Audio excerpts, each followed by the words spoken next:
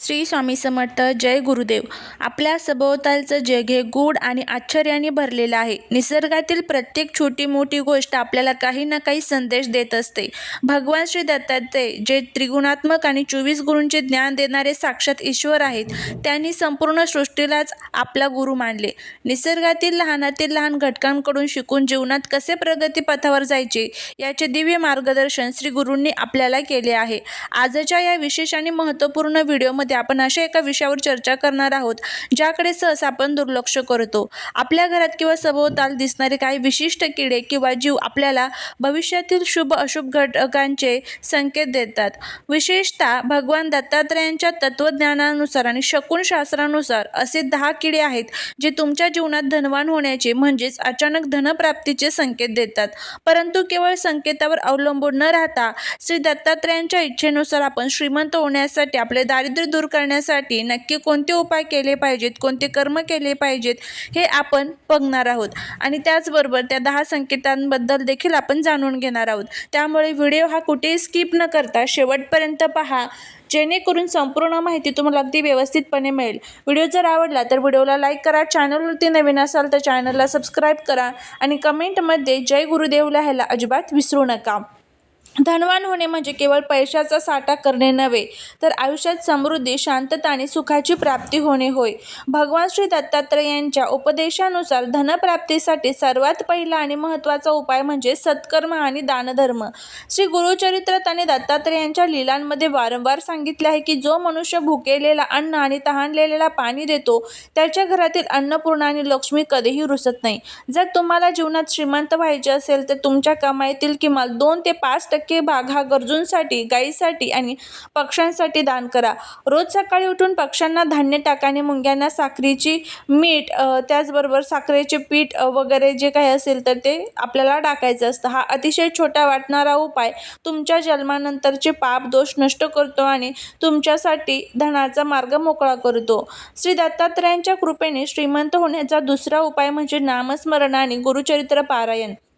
गुरुवार किंवा दररोज संध्याकाळी श्री दत्तात्रयांच्या दिगंबरा दिगंबरा श्रीपाद वल्लभ दिगंबरा या नामाचे 108 वेळा जप करा. तसेच वर्षातून किमान एकदा किंवा तुमच्या आवडीनुसार गुरुचरित्राचे 7 दिवसाचे पारायण करा किंवा रोज श्री दत्त भावनीचा पाठ करा.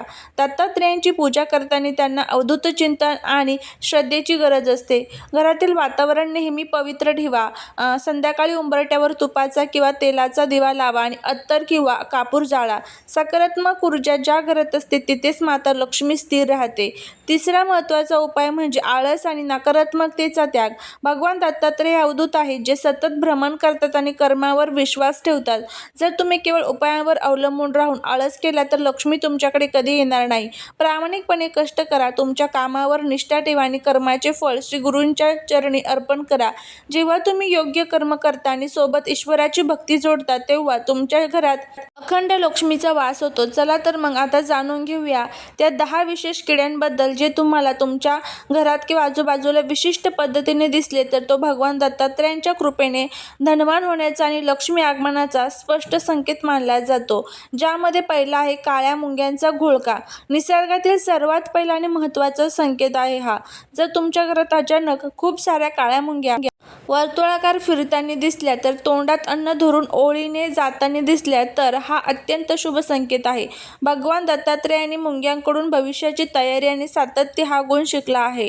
शास्त्रानुसार घरात काळ्या मुंग्याचे आगमन हे भौतिक सुख, धनधान्य आणि संपत्तीत वाढ होण्याचे लक्षण आहे. जर या मुंग्या साखरेच्या डब्याभोवती किंवा अन्नाच्या ठिकाणी दिसल्या तर समजून जा की लवकरच तुमच्यातील कर्जाचा बोजा संपणार आहे आणि अचानक धनलाभ होणार आहे. अशा वेळी मुंग्यांना मारू नका, उलट त्यांना साखरेची पीठ खाऊ घाला. दुसरं आहे ते म्हणजे नाकतोडा किंवा हिरवी टोळ ज्याला आपण म्हणतो. तर निसर्गात हिरवा रंग हा समृद्धी आणि प्रगतीचे प्रतीक मानला जातो. जर एखादा हिरवा टोळ तुमच्या घरातील पूजेच्या ठिकाणी किंवा तिजोरीच्या आसपास येऊन बसला तर तो साक्षात लक्ष्मीच्या आगमनाची नांदी मानला जातो. भगवान दत्तात्रयांच्या निसर्ग नियमानुसार हा जीव तुम्हाला संदेश देतो की तुमच्या आयुष्यातील अडचणींचा काळ आता संपला असून नवीन उत्पन्नाचे मार्ग उघडणार आहे. त्याला घरातून हाकलून न देता शांतपणे बाहेर जाऊ द्या. तिसरं आहे लाल किंवा काळी कोळी. शास्त्रानुसार जर तुमच्या घरात कोळीने अशा प्रकारे जाळं विणलं असेल ज्यातून एखाद्या अक्षराची किंवा शुभचिन्हाची आकृती भासते किंवा सकाळी उठल्यावर तुमच्या अंगावर किंवा हातावर काळा कोळी चढताना दिसला तर तो मोठा धनलाभ होण्याचा संकेत आहे. याचा अर्थ असा की तुम्ही विणलेली कर्माची जाळी आता तुम्हाला यश देणार आहे आणि अडकलेले पैसे परत मिळणार आहे. त्यानंतर पुढचं जे आहे ते म्हणजे पांढरी वाळवी आणि किंवा तिचे विशिष्ट आगमन. सामान्यतः वाळवी लाकडाचे नुकसान करते, परंतु जर तुमच्या घराच्या मुख्य दरवाजाजवळ किंवा उत्तर दिशेच्या भिंतीला अचानक वाळवीचे घर लहान स्वरूपात तयार होऊ लागले तर धार्मिक दृष्टिकोनातून हा संकेत भूमी आणि संपत्ती लाभाचा मानला जातो. वाळवी ही भूमिपुत्राचे प्रतीक आहे. भगवान दत्तात्रय भूमीच्या कणाकणात वास करतात. उत्तर दिशा ही कुबेराची दिशा मानली जाते, त्यामुळे या दिशेला वाळवीची हालचाल दिसणे म्हणजे अचानक गुप्तधन किंवा मालमत्तेतून फायदा होणार आहे असे मानले जाते. त्यानंतर पुढचा जो किडा आहे तर तो म्हणजे चतुर किंवा पतंग. बघा, पावसाळ्यात किंवा इतर ऋतू बदलता जर अचानक एखादा चतुर तुमच्या डोक्यावरून उडून गेला किंवा घरातील मुख्य हॉलमध्ये शांतपणे बसला तर समजावे की तुमच्या घरातील वाईट काळ संपला आहे. चतुर हा हवेतील सकारात्मक ऊर्जेचा वाहक असतो. श्री गुरु कृपेने तुमच्या घरात लवकरच एखादी चांगली बातमी जसे की नोकरीत भरती, व्यवसायात मोठा नफा किंवा धनाचा पाऊस पडणार अशी संधी चालून येणार आहे. पाचवा आहे ते म्हणजे भुंगा किंवा भ्रमर. बघा, भगवान दत्तात्रयाने भ्रमराकडून सार ग्रहण करणे हा गुण शिकला आणि त्याला आपला गुरु मानले. जर तुमच्या घरात किंवा बागेत गाणारा आवाज करणारा काळा भुंगा आला किंवा तो तुमच्या पूजेच्या खोलीभोवती फिरू लागला तर हा अत्यंत दुर्मिळ आणि दैवी संकेत आहे. भुंग्याचे आगमन घरात ईश्वरी शक्तीच्या उपस्थितीचे प्रतीक आहे. हा संकेत दर्शवतो की तुमच्या घरात लवकरच माता लक्ष्मी स्वतः प्रवेश करणार आहे आणि घरातील दारिद्र्य मुळापासून नष्ट होणार आहे. घरात लाल मुंग्याचे विशिष्ट वर्तन हा 7वा संकेत आहे. सामान्यतः लाल मुंग्या अशुभ मानल्या जातात, परंतु शकुन शास्त्रानुसार जर लाल मुंग्या त्यांच्या तोंडात स्वतःची पांढरी अंडी धरून घरातून बाहेर जाताना किंवा घरात एका सुरक्षित ठिकाणी जाताना दिसल्या तर हा अतिशय शुभ संकेत मानला जातो. याचा अर्थ की घरातील नकारात्मकता आणि आर्थिक संकट आता बाहेर जात आहेत आणि त्यांच्या जागी नवीन आर्थिक संधी आणि समृद्धी घरात येत आहे. त्यानंतर पुढचं आहे ते म्हणजे गृही म्हणजेच पिवळी गांधीण किंवा मधाची मधमाशी जी असते बघा ती. तर बघा, 8वा संकेत हा आहे. जर तुमच्या घराच्या बाल्कनीत किंवा छताच्या कोपऱ्यात मधाच्या माशीने लहान पोळे बनवण्यास सुरुवात केली आणि ती कोणालाही इजा करत नसेल तर ते घरातील लक्ष्मीच्या संचय वाढीचे प्रतीक आहे.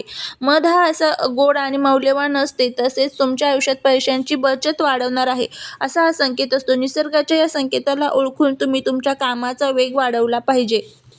त्यानंतर पुढचं आहे ते म्हणजे पाल किंवा तिचे किड्यांना पकडण्याचे वर्तन.